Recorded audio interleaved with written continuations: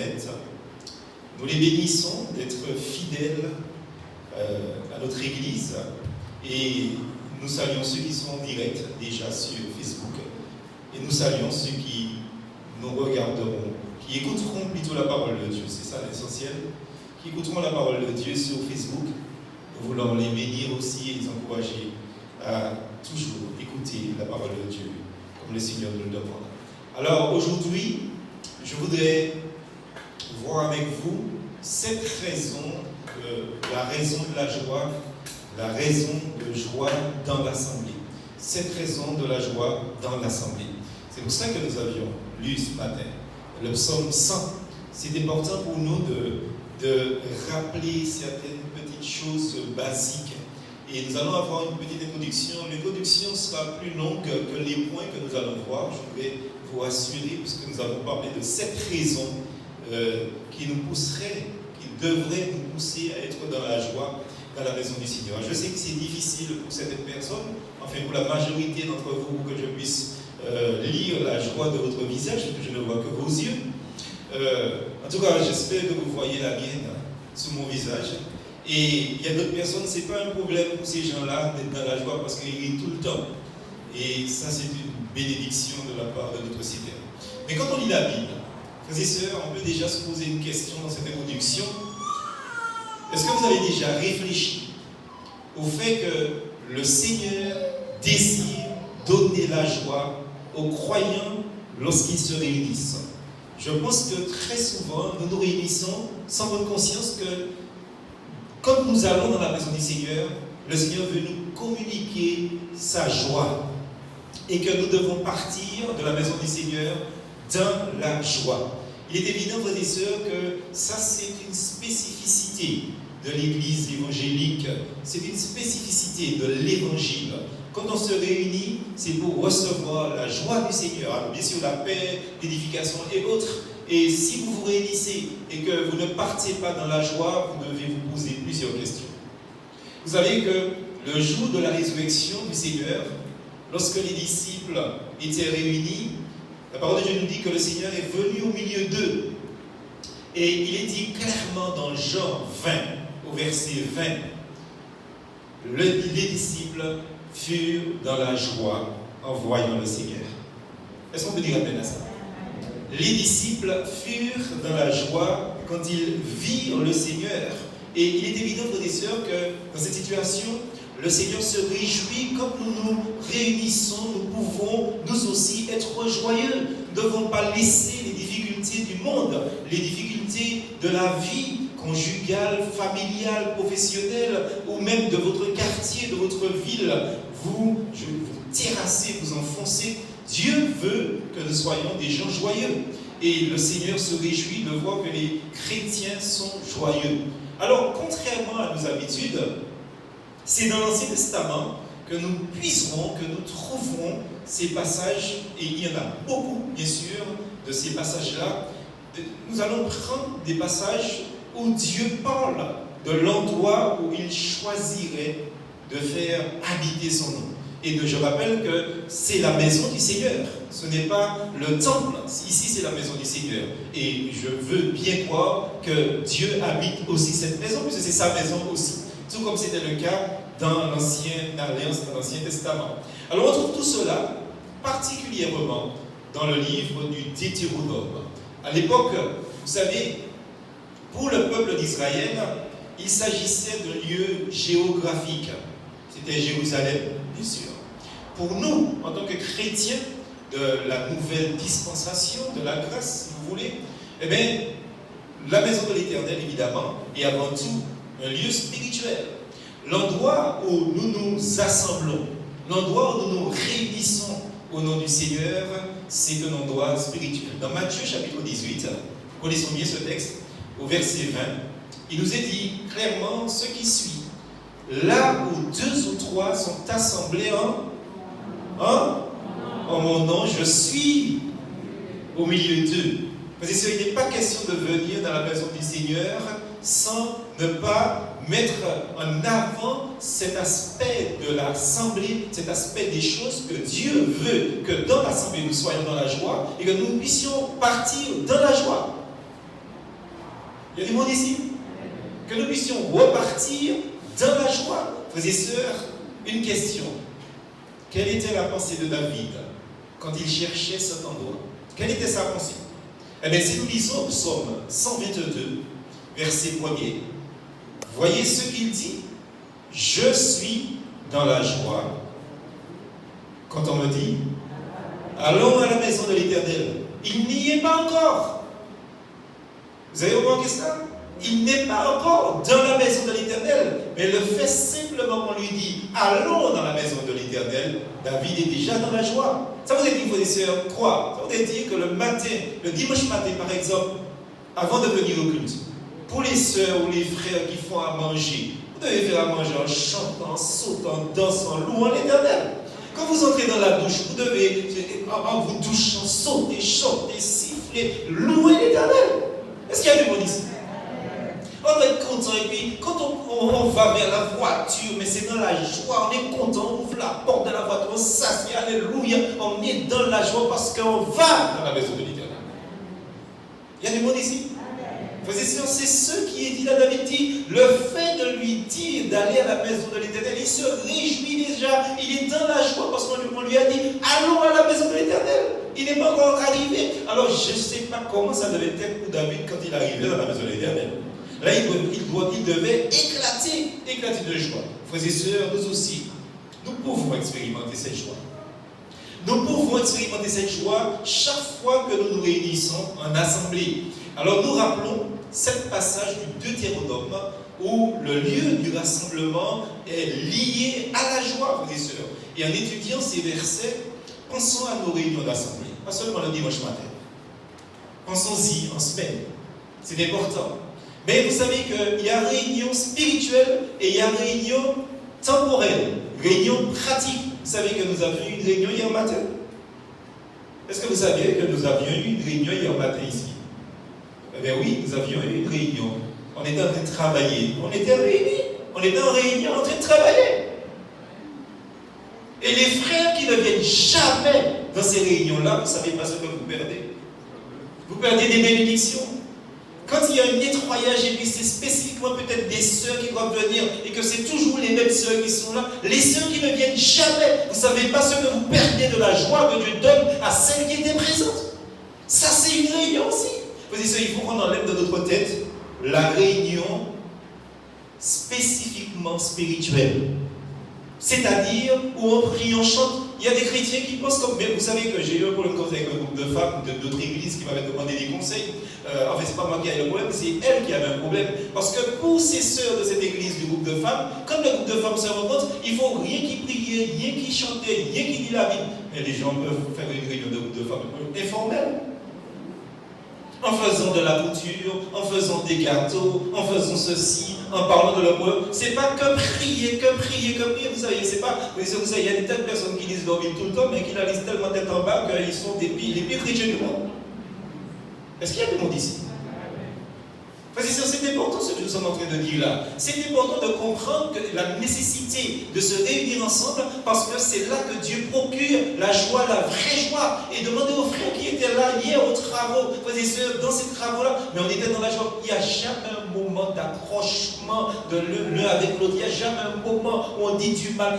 Non, c'est rire, mais travailler en même temps. Vous comprenez ça? Frères et sœurs, ça c'est une réunion. Alors, premièrement, joie d'un endroit que le Seigneur Jésus a choisi, selon Deutéronome 12. Je voudrais qu'on lise ces textes, parce que les points ne sont pas longs, je voulais bien signaler.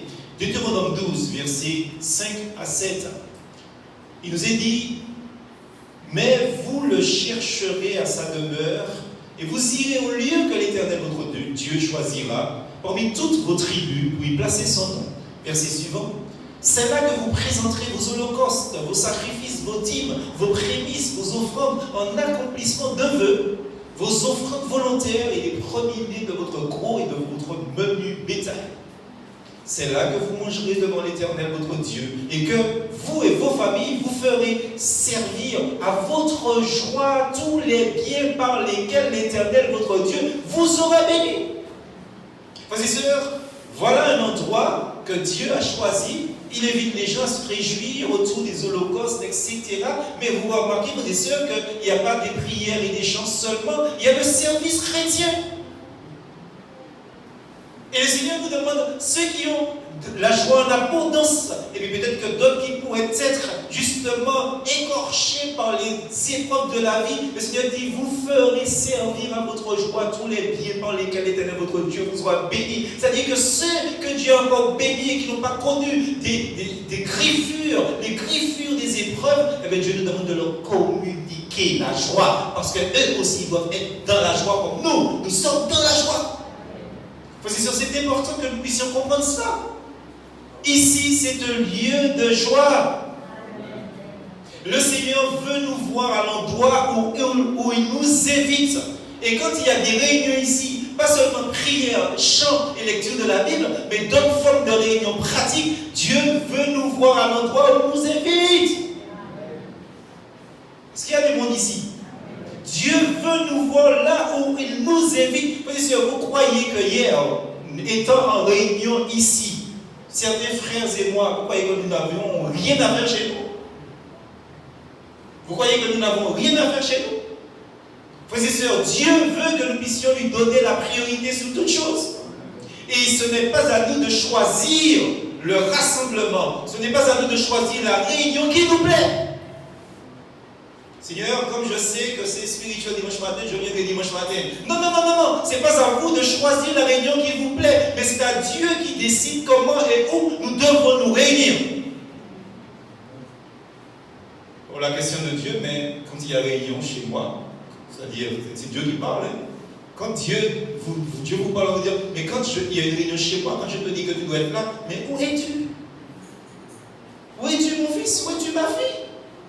Frères et sœurs, nous pouvons nous réjouir lorsque nous avons trouvé ce lieu, lorsque nous sommes sous ces lieux, parce que nous sommes entre frères et sœurs. Et quand on est entre frères et sœurs, la vie est belle. Vous imaginez, frères et sœurs, pendant toute la semaine, vous êtes avec des impies. Vous êtes avec des incroyants pendant toute la semaine. Vous n'entendez que des insanités. Vous n'entendez que des médisances. Vous n'entendez que des calomnies. Et si ça vous plaît plus d'être avec des incroyants, il y a un problème. On doit être content, comme David. Rien que le fait qu'on annonce là déjà samedi prochain, mais il y a travail ici. Il y a réunion. Rien qu'en entendant cela, comme David, quand on me dit, allons à la maison de l'Éternel, mais je suis dans la joie déjà. Je n'attends qu'une chose toute la semaine, c'est ce jour-là. Pour que je sois dans la maison du Seigneur. Est-ce qu'on peut dire amen à cela? Donc, frères et sœurs, cette attitude-là nécessite un exercice spirituel. Mais une fois le lieu trouvé, eh bien, il y aura de la joie. Vous savez, le service le plus important que nous fassions à cet endroit, c'est d'y amener nos holocaustes, comme nous avons lu dans le texte, et nos sacrifices. Alors, pas littéralement, bien sûr, mais pour les Israélites, c'était des sacrifices matériels. Dans le Nouveau Testament, par contre, il s'agit de sacrifices de louange en confessant le nom de Jésus, mais il y a également des sacrifices matériels et spirituels. Vous savez, le sacrifice spirituel, ce sont nos prières, ce sont nos chants, etc.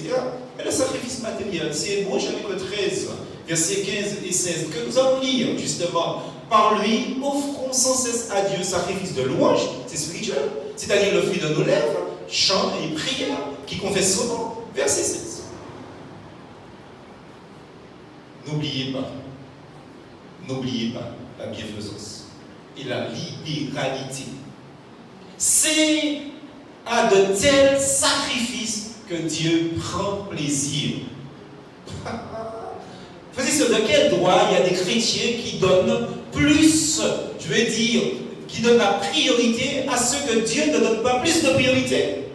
De quel droit vous estimez que c'est le dimanche que vous devez être seulement au culte et non dans les autres réunions? De quel droit vous estimez que, je veux dire, prier est plus important que la bienséance et la libéralité? Frères et sœurs, la parole de Dieu dit que, car c'est à de tels sacrifices que Dieu prend plaisir. C'est un sacrifice parce que le nombre de choses que les gens qui viennent faire ici, qui viennent travailler ici, ont à faire, frères et sœurs, eh bien, il faut un sacrifice. Il décide que, vous savez, je dis ça tout le temps, moi j'ai un voisin qui me donne des complexes, vous savez. Le type, il fait son gazon toutes les semaines. Et chaque fois que je regarde son gazon, je détourne ma tête. Parce que son gazon, c'est comme de la moquette. Et quand je regarde le gazon chez moi, ben, je vois la forêt d'Afrique. Parce que c'est quand j'ai le temps que je fais ça. Le type me donne des complexes, mais c'est incroyable. Vous croyez que samedi matin, je préfère pas faire le gazon chez moi? Non, non, non, non, non. Je donne la priorité à Dieu et quand j'ai le temps, eh bien, je vais travailler dans la forêt. Vous comprenez ça, frères et sœurs? Dieu ne peut pas être mis derrière notre dos, il doit être devant. Ça, c'est la bienfaisance. Et quand nous faisons la libéralité, c'est la même chose. Dans l'Église, nous devons pratiquer la libéralité. Et la libéralité, quand des fois nous ne pouvons pas donner de la monnaie, de l'argent, des billets, etc., donner de notre temps, c'est de la libéralité pour le Seigneur. Car c'est grâce au temps que les frères et sœurs ont donné au Seigneur que vous êtes bien installés dans le confort ici. Je vous rappelle qu'il y a eu même des sœurs qui ont coulé du béton ici. Alors vous êtes bien contents, vous entrez dans un endroit bien machin, bien propre, etc. Mais il y a des gens qui ont fait des sacrifices. Et vous n'avez pas le droit de profiter des sacrifices des autres sans jamais rien faire. C'est pas normal. Deuxième point. Joie avec toute la maison de la foi. Deutéronome 12, versets 11 à 13 que nous allons lire. Je vous ai dit que les points sont courts. Il est dit, alors, il y aura un lieu que l'Éternel, votre Dieu, choisira pour y faire résider son nom. C'est là que vous présenterez tout ce que je vous ordonne. Vos holocaustes, vos sacrifices, vos dîmes, vos prémices et les offrandes choisies que vous ferez à l'Éternel pour accomplir vos vœux. C'est là que vous vous réjouirez devant l'Éternel. C'est là que vous serez dans la joie devant votre Dieu. Vous, vos fils et vos filles, vos serviteurs et vos servantes et le Lévite qui sera dans vos portes, car il n'a ni part ni héritage parmi vous. Frères et sœurs, pourquoi j'ai choisi cela? Je vais vous expliquer ça tout à l'heure. Le Seigneur nous dit, garde-toi d'offrir tes holocaustes dans tous les lieux que tu verras. Frères et sœurs, pourquoi est-ce que j'ai choisi ces versets, donc 11 à 13? Mais simplement parce qu'il y a la notion familiale. Il y a la notion familiale. Dans le verset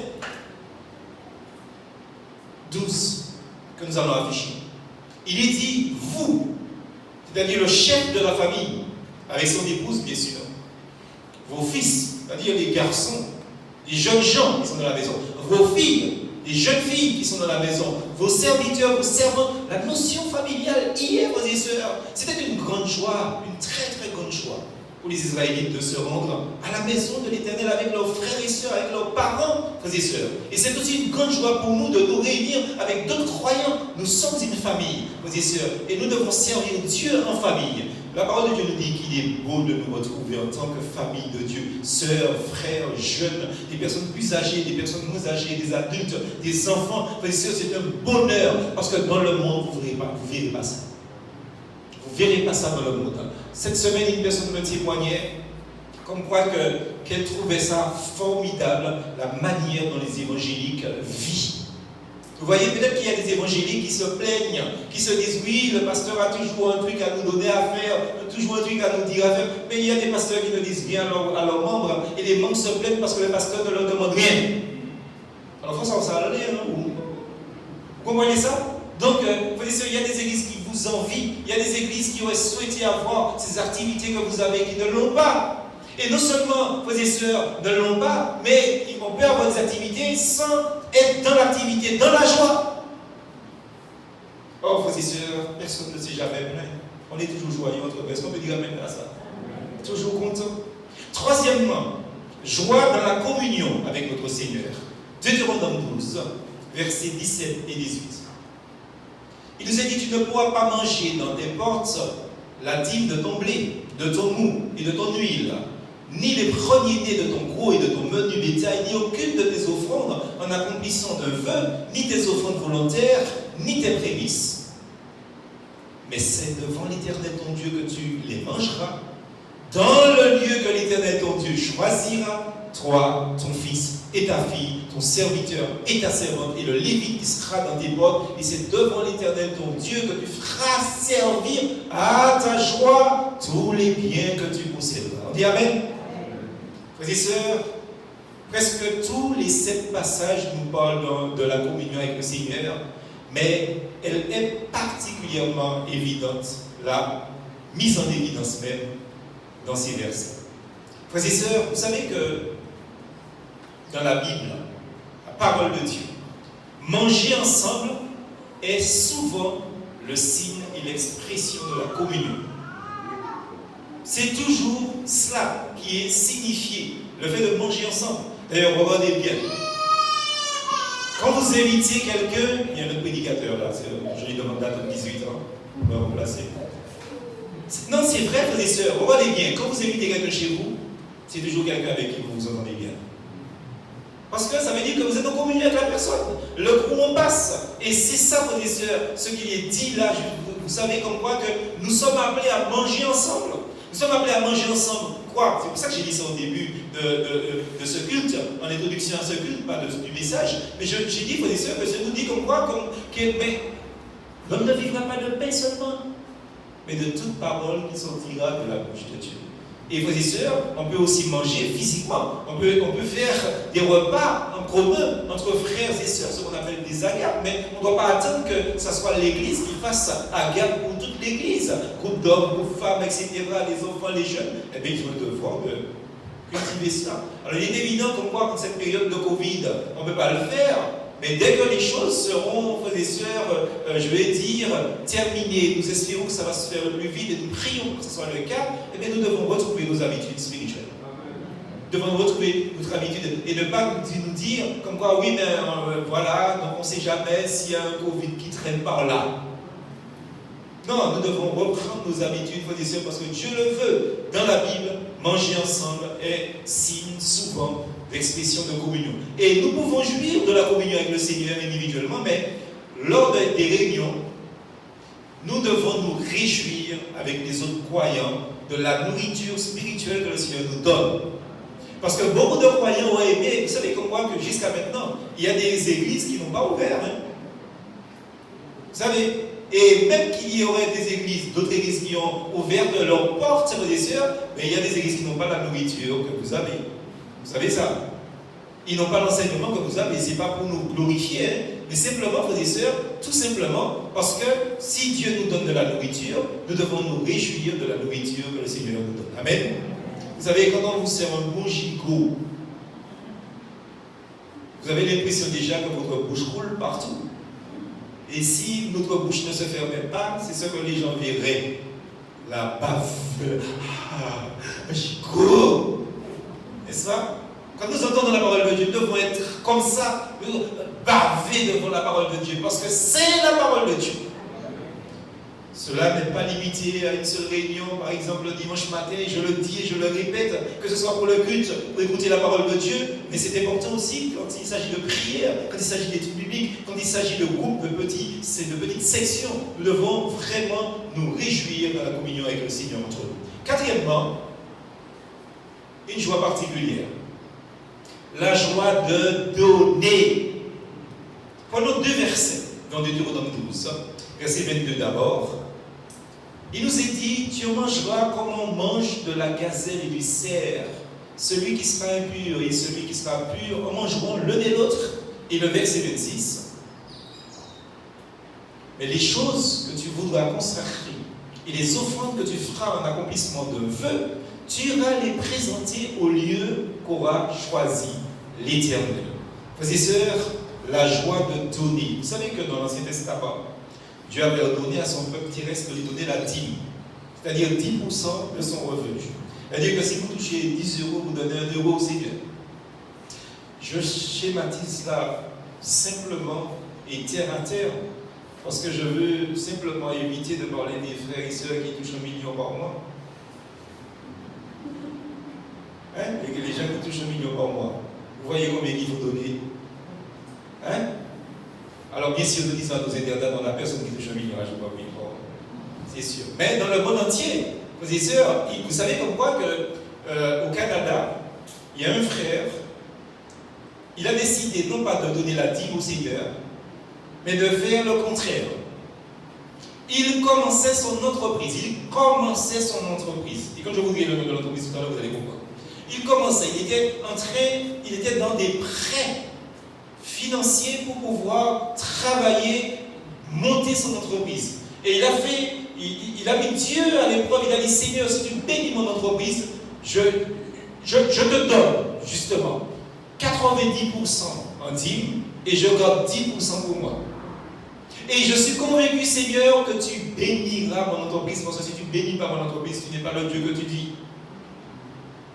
Et vous savez que Dieu a béni tellement son entreprise qu'aujourd'hui, les engins qu'il a fabriqués se trouvent dans le monde entier. Ça s'appelle les machines, justement, Caterpillar. C'est de Canadien. Dieu a tellement béni ses entreprises. Son entreprise, je dis ses entreprises parce qu'après ça, il en a créé plusieurs. Vous voyez, quand on donne à Dieu la priorité de la priorité, Dieu bénit. Est-ce qu'on peut dire amen à ça? Et c'est sûr que dans le Nouveau Testament, nous ne trouvons pas de commandement semblable. Mais il a dit recommandé et non commandé. C'est pourquoi, pour le bon fonctionnement de l'Assemblée, ici, elle est proposée aux croyants et non imposée. Mes frères et sœurs, si nous partons du principe que tout appartient à Dieu, on sait ce qu'on a à faire. Parce que nous avons vu plus haut que nous ne devons pas oublier de faire du bien pardon aux autres, de faire part de nos biens. Dans Hébreux 13, on a lu déjà verset 16, et il est important, frères et sœurs, que le Seigneur nous demande de faire du bien à notre Église. C'est grâce à cela, frères et sœurs, que l'Église avance. Vous savez, il y a un chrétien qui me disait, on croit que il m'a laissé entendre, il ne m'a pas dit ça clairement, mais il m'a dit, c'est pas un chrétien d'ici, je ne sais même pas de quel pays est cette personne, parce que c'est sur Internet. Il me disait, oui, mais on parle de dîme, on parle de collecte, etc. La Bible ne dit pas ça. Je ne me suis pas arrêté seulement à ça, parce que la Bible en parle. Mais je lui ai dit, vous allez dans quelle église? Elle va dans telle église. Et comme je connais un peu l'église, je lui ai dit, mais vous êtes bien content de vous asseoir sous des fauteuils. Parce que si les chrétiens ne faisaient pas la collecte, ne donnaient pas la collecte, vous serez assis par terre. N'est-ce pas? Donc l'argent, ce n'est pas pour enrichir qui que ce soit. On est bien content d'avoir grand écran, d'avoir Wi-Fi partout. On est content d'avoir réveil, horloge météorologique, l'heure, le jour, la journée, la température. On est bien content, on est fiers. Et quand on invite quelqu'un, on est tellement fiers qu'on se sent à l'aise quand on invite quelqu'un. Mais c'est quoi ça la collecte? N'est-ce pas? Parce que s'il n'y a pas collecte, il n'y a pas ça. Et il y a un chrétien qui m'a dit, je n'ose pas inviter quelqu'un dans mon église parce que c'est pas beau à voir. Vous voyez, donc on ne devait pas dire ça. Mais frères et sœurs, vous savez qu'il y a des personnes comme quoi qui sont assez particulières. Donc faisons attention à ce qu'on dit. Ne répétons pas n'importe quelle parole, frères et sœurs, mais laissons le Seigneur nous enseigner. Parce qu'en tant que chrétiens, nous sommes libres, c'est sûr, de donner ce que le Seigneur a mis sur notre cœur. Et la Bible rattache donc les deux types de sacrifices. D'une part, faire le bien et partager, bien sûr. Mais d'autre part, louer, rendre grâce. Vous voyez, donc, on doit prier, on doit chanter, mais on doit donner aussi. On doit donner, on doit apprendre à donner. Nous devons offrir tous ces sacrifices à notre Seigneur avec joie. Avec joie. Et donc, oui, voilà la blague passée, vous mettez un billet de 10 euros ou de 50 euros, je ne sais pas, de 20 euros. Vous ne même pas la forme mal blessée.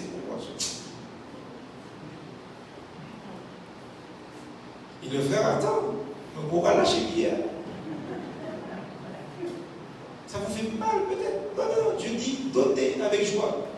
Et si vous ne savez pas donner avec joie, ne donnez pas. Parce que ce que vous ne faites pas, Dieu le fera d'une autre manière. Cinquièmement, joie dans les grands actes de Dieu. On ne va pas lire parce que c'est trop long, Deutéronome 16, verset 9 à 12, pour ceux qui prennent des notes. Mais là, il s'agit de la fête des semaines, ce que nous appelons la Pentecôte. Mais la Pentecôte faisait partie du calendrier annuel des fêtes du peuple d'Israël.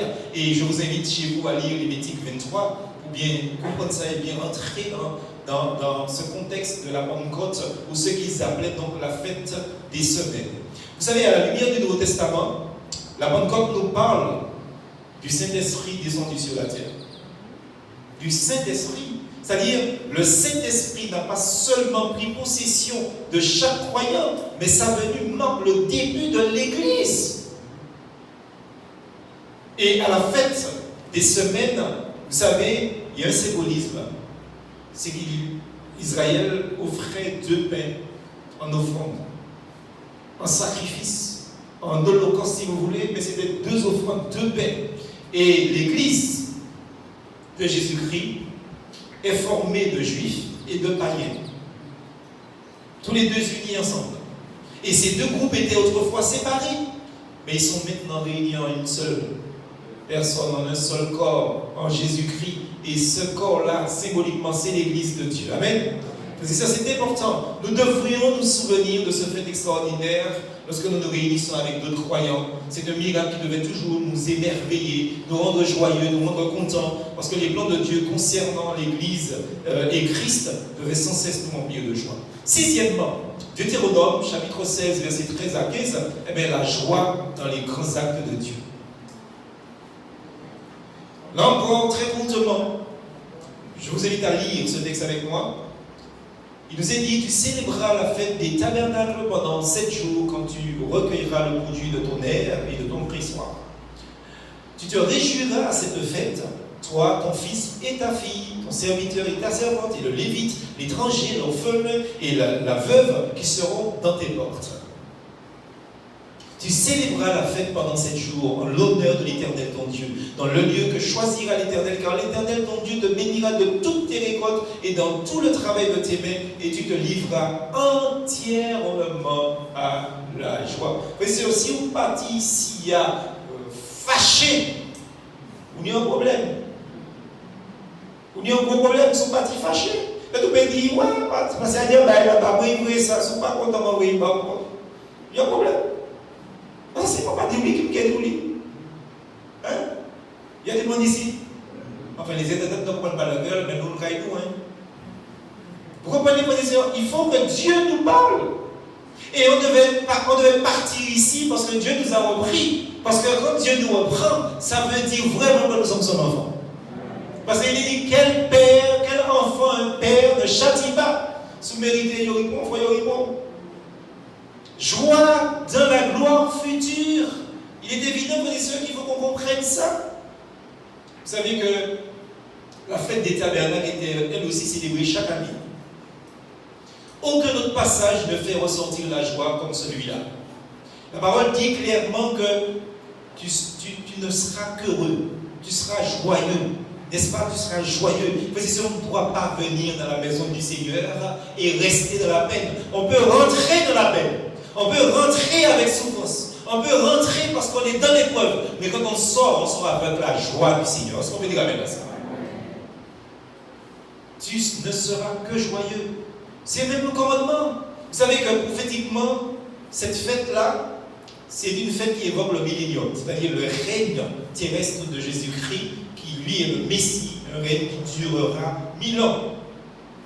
Mes frères et sœurs, et ça c'est dans Acte 20 et Apocalypse 20, verset 4, mais dans l'idée par anticipation, frères et sœurs, par anticipation, nous devons déjà nous réjouir que Christ va prendre les règnes du monde.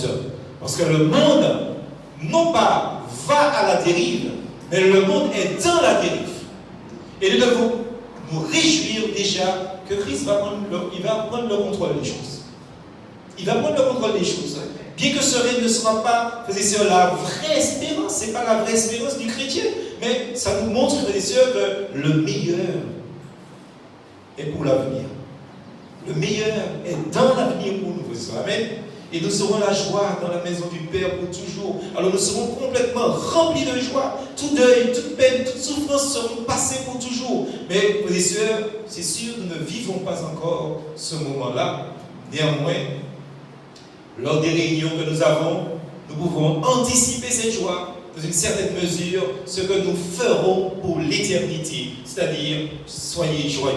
C'est seulement lorsque nous sommes réunis au nom du Seigneur que nous pouvons respirer cette atmosphère de joie. Frères et sœurs, voyez, vous avez déjà du mal à respirer partout où vous êtes maintenant. Mais quand on est avec le Seigneur, même si on a des masques, derrière le masque, il y a la joie du Seigneur. Est-ce qu'on peut dire amen à ça? 7e et dernièrement, frères et sœurs, Deutéronome, chapitre 26, verset 1 à 11, on va pas lire parce que c'est trop long.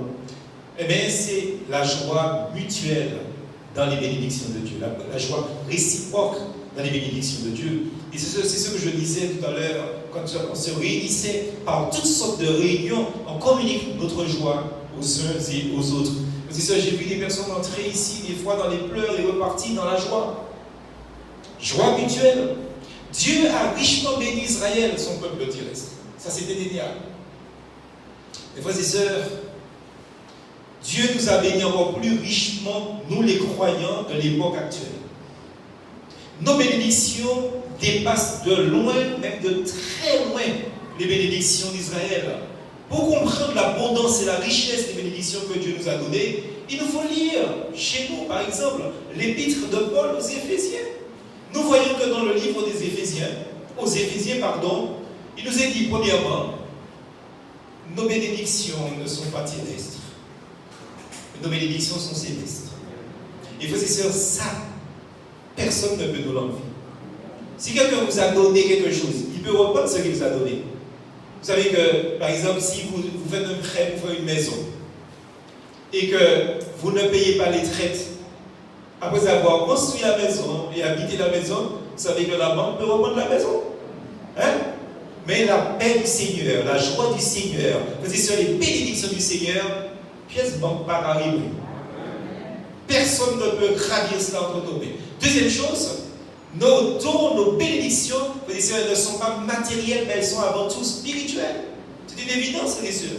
Dans ce livre-là aussi, nous voyons que nos bénédictions, alléluia, ne sont pas des bénédictions limitées. Ne sont pas des bénédictions limitées, vous savez, parce que même si la banque ne prend pas votre maison, la nature peut prendre la maison, vous savez ça, hein? Parce qu'une grosse rivière passe, un tsunami passe, une tempête passe, un cyclone qui a pété sur la Martinique, pareil des maisons. Pourquoi? Parce que c'est quelque chose de limité. Mais là, frères et sœurs, il nous est dit que nos bénédictions ne sont pas limitées. Ça veut dire que nous avons des bénédictions, des bénédictions, des bénédictions, des bénédictions, des bénédictions. À l'infini. Et par-dessus tout, une autre chose, et ça c'est le plus important, c'est que nous voyons que nos bénédictions sont en Christ, en Jésus-Christ. Nos bénédictions sont en Jésus-Christ. Alors, tout on peut chéber Jésus. Chéber, parce que c'est là que la bénédiction. Sans Jésus, nous ne pouvons pas jouir d'une seule bénédiction. Avec Jésus, nous avons des bénédictions illimitées. Et c'est important, parce que nous constatons cela, frères et sœurs, régulièrement. Par exemple, dans nos réunions, quand nous nous rencontrons, eh bien, nous arrivons accablés, nous repartons soulagés. Il y a des bons ici. Nous arrivons coupés, nous repartons redressés. Jésus a regardé. Nous repartons, nous venons fatigués, nous repartons pleins de force, remplis de courage, remplis d'audace et de zèle. Frères et sœurs, les bénédictions sont en Jésus-Christ, nous le constatons. Parce que là, nous pouvons avoir de la joie ensemble dans les richesses que Dieu nous a données en Christ. Frères et sœurs, nous ne devrions pas oublier d'où nous avons été tirés, d'où nous sommes sortis. Nous ne devons pas oublier ce que nous étions avant de connaître Christ. Mais nous pouvons contempler cette joie aussi, combien Dieu nous a enrichis dans le Seigneur Jésus. Alors la question, quel sera le résultat? Avec reconnaissance, nous nous inclinons devant le Seigneur pour l'adorer, pour le louer. C'est pour ça qu'ici à Joie-Bouillon, ce n'est pas normal que quand il y a la louange, que les bouches soient fermées. Parce que nous sommes conscients d'où nous sommes sortis, nous sommes contents aussi de ce que, nous sommes conscients aussi de ce que Dieu a fait pour nous. Et parce que Dieu nous a sortis de la boue du péché, parce qu'il a dit autrefois ce que nous étions des ravisseurs, des menteurs, des voleurs, nous étions des meurtriers. Voilà ce que nous étions. Mais aujourd'hui, nous sommes des saints de Dieu. Et nous savons ce que Dieu a fait pour nous, frères et sœurs. Nous ne pouvons pas rester la bouche fermée. Non seulement sa grâce nous a sauvés, mais en plus, il nous a richement bénis. Alors par conséquent, à moins de circonstances contraires, soyons gardés de manquer une seule réunion là où le Seigneur nous appelle et nous assemble et nous rassemble. Alors en conclusion, je voudrais dire ceci. Je finis le message comme j'ai commencé le culte par le message. La joie, c'est un chant de thème qui traverse toute la Bible. Vous ne pouvez pas dire que vous êtes un enfant de Dieu, que vous êtes un chrétien, et que vous soyez des gens monotones, avec un visage patibulaire, c'est-à-dire un vieux visage, mettant des visages souriants en l'arrière. Parce que ce n'est pas avec un tel visage que vous allez amener des personnes au Seigneur. Vous m'entendez, frères et sœurs? La joie, c'est un chant thème qui parcourt toute la Bible. Qu'est-ce qu'il vous est dit dans 1 Thessaloniciens, chapitre 5, versets 16, 17, 18. Nous lisons ce qui suit, frères et sœurs. Soyez toujours joyeux. Priez sans cesse et rendez grâce en toutes choses, car c'est à votre égard la volonté de Dieu en Jésus-Christ. Il y a des gens qui cherchent la volonté de Dieu partout. Mais là où il faut chercher la volonté de Dieu, ils ne cherchent pas la volonté de Dieu. La volonté de Dieu, c'est que nous soyons toujours joyeux. C'est que nous puissions toujours rendre grâce et que toujours nous devons prier sans cesse. Philippiens 4, verset 4, c'est un texte que vous connaissez par cœur. Qu'est-ce qu'il est dit dans ce texte? On lit ensemble? Réjouissez-vous toujours dans le Seigneur. Je le répète, réjouissez-vous. Et Jean 16, verset 22. Alléluia, béni soit l'Éternel. Il nous est dit, vous donc aussi, vous êtes maintenant dans la tristesse, mais je vous reverrai et votre cœur se réjouira et nul ne vous ravira votre joie. Voilà la parole de Christ dit aux disciples attristés parce qu'ils savaient que Christ mourrait donc et allait offrir son corps en sacrifice. Christ est ressuscité et nous n'avions pas vu ces scènes que les apôtres ont vues. Ce que nous connaissons, c'est que Christ ressuscité et vivant pour l'éternité. Et le Seigneur nous dit, personne ne vous ôtera cette joie-là. Personne. Alors ne laissez rien dans ce monde, même pas le Covid, surtout pas le Covid. Parce que vous savez, le Covid, ça va passer. Comme la malaria est passée, comme la peste est passée, frères et sœurs, mais la joie du Seigneur demeure éternellement. Alléluia. La joie, c'est un chant thème. La joie, c'est comme une lumière, c'est un rayonnement qui émane de l'évangile, frères et sœurs. Et si nous sommes des gens monotones, nous ferons fuir les gens du monde de la parole de Dieu. Dès sa naissance, le christianisme a été la proclamation de la joie. La parole de Dieu nous dit qu'il y a eu de la joie dans les cieux quand il est dit que l'enfant vous est né, un fils vous est donné, la domination lui sera donnée. Il y a eu de la joie dans le ciel. Frères et sœurs, les premiers chrétiens brûlaient de cette joie que même les persécutions ne pouvaient éteindre. L'apôtre Paul a écrit justement dans 2 Corinthiens 7, verset 4, ma joie. Alors, je lis tout le texte. J'ai une grande confiance en vous. J'ai tous sujet de me glorifier de vous. Je suis rempli de consolation. Je suis comblé de joie au milieu de toutes nos tribulations. Il y a des gens, ils qu'est-ce qu'on sautait sur une pierre. Ah mon Dieu, Seigneur, mais c'est avec le vraiment. Dans les tribulations, il était joyeux. Dans les tribulations, je ne crois pas que vous ayez des tribulations encore pour l'instant, les tribulations de l'apôtre Paul. Moi non plus, frères et sœurs. D'où venait cette joie à cet homme, frères et sœurs? Eh bien, de la vie divine que chaque croyant reçoit gratuitement, frères et sœurs. C'est la vie du Christ, c'est la vie éternelle. Et animé de cette joie, eh bien, le même apôtre pouvait nous dire, Philippiens 1, verset 21, il dit pour moi, vivre c'est Christ. La mort est un gain, mais vivre c'est Christ. Alors, frères et sœurs, Jésus nous dit dans Acte 20, verset 35, alors, des personnes pourraient dire, mais ce n'est pas Jésus-Christ qui parle, c'est Luc qui écrit, c'est l'apôtre Paul qui parle. Non. Il y a des choses que les apôtres n'ont pas rapportées. Parce que dans ce texte, il nous est dit, je vous ai montré de toute manière que c'est en travaillant ainsi qu'il faut soutenir les faibles et se rappeler des paroles du Seigneur.